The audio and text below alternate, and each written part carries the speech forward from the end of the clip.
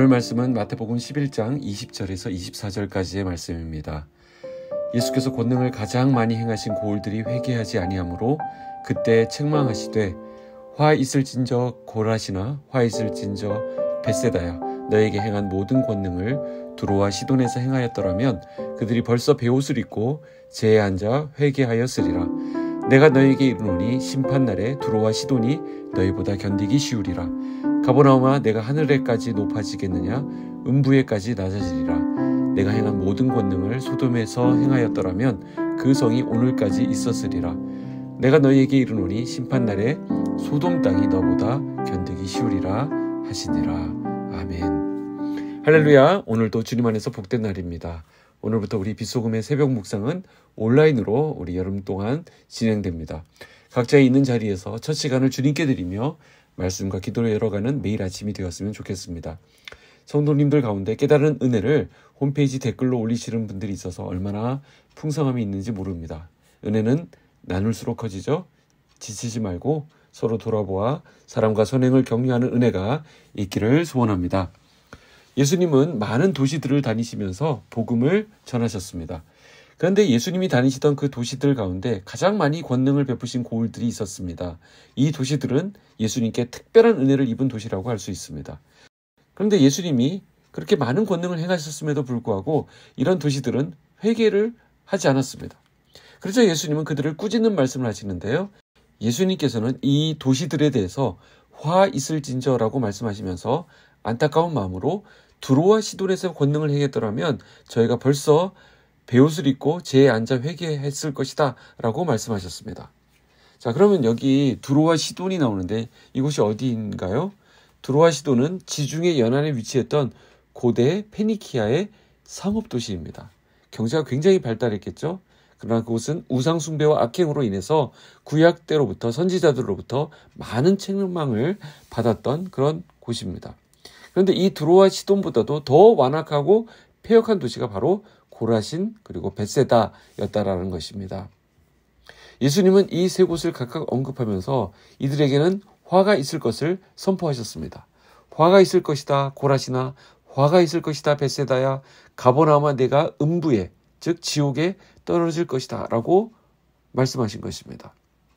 이 성들은 하나같이 모두 예수님의 주 사역지였던 갈릴리 호수 인근에 위치해 있어서 다른 그 어떤 성읍들보다 예수님께서 행하신 능력을 많이 보고 복음의 말씀도 많이 들었던 곳입니다. 하지만 이들은 예수님을 거부했고요. 복음에 대해서도 귀를 닫아버렸습니다. 그들은 하나님께로 가는 유일한 길을 스스로 막아버리고 멸망을 자초했던 것입니다. 하나님께서는 자신의 죄로 멸망할 수밖에 없는 우리를 불쌍히 여겨주시고 죄사함의 방법으로 복음을 제시해 주셨습니다. 그렇기 때문에 우리가 복음을 믿고 받아들이면 복음이 그 죄사함과 구원의 근거가 되겠지만 복음을 거부한다면 우리의 죄에 복음을 거부한 죄까지 추가되어서 복음이 오히려 심판의 근거가 되고 마는 것입니다. 이것이 바로 복음의 양면성입니다.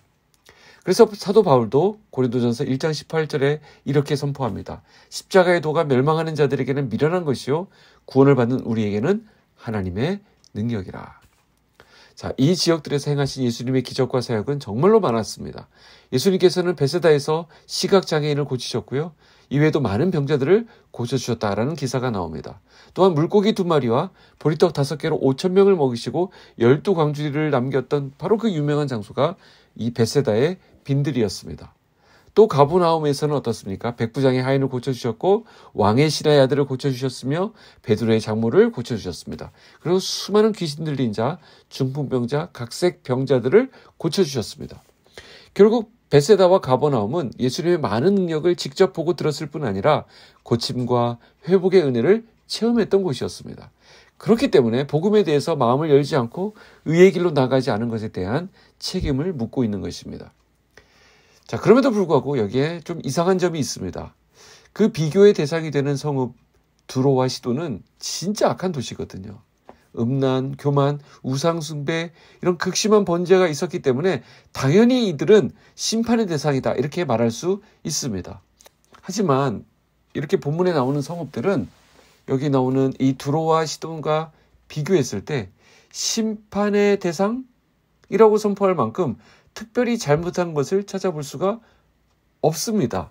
그럼에도 불구하고 예수님께서는 이 성읍들에게 심판을 선언하고 있는 것입니다. 왜 그러셨을까요? 왜 예수님께서는 고라신, 벳세다, 가버나움에 심판을 선포하고 계시는 것일까요? 자, 이들은 예수님에게 큰 핍박을 가하지는 않았습니다. 그러나 그들은 복음을 듣고도 적극적으로 복음에 참여하지 않았다라는 것입니다. 방관하는 자세를 가졌기 때문입니다. 한마디로 가만히 있었다는 것이 잘못입니다. 우리는 예수님께서 마태복음 25장에 말씀하신 달란트 비유를 기억합니다. 거기에 5달란트, 2달란트, 1달란트 받은 종이 나오는데 1달란트 받은 종은 악하고 게으른 종이라고 주인에게 책망을 들었습니다. 근데 따지고 보면 그가 적극적으로 악한 일을 행한 것이 없습니다. 1달란트를 잃어버리지 않고 잘 보관한 게 어딥니까?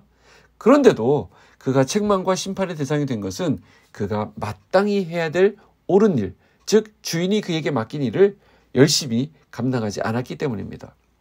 그러므로 만일 우리가 마땅히 해야 될 옳은 일에 대해서 모른 척하고 있거나 알고도 행하지 않는다면 우리가 바로 그 오늘날 1달란트 받은 종이 되어서 책망과 심판을 받게 되는 것입니다. 가만히 있는 것은 죄입니다. 야고보 사도는 말씀하죠. 선을 행할 줄 알고도 행하지 않는 그것이 바로 죄라고 말씀합니다.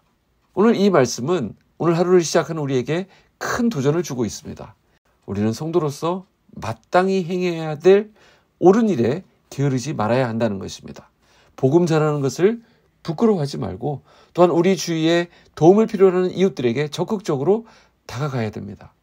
하나님께서 기뻐하시는 그 선한 일을 위해 귀하게 쓰임받는 저와 여러분의 삶이 되기를 주님의 이름으로 축복합니다. 기도하겠습니다.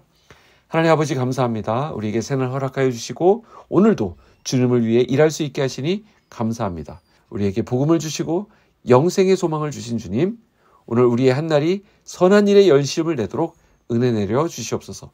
지치고 상한 심령을 위로하시고 지혜가 필요한 자에게 지혜 주시고 용기가 필요한 자에게 하늘의 힘을 공급하여 주시옵소서.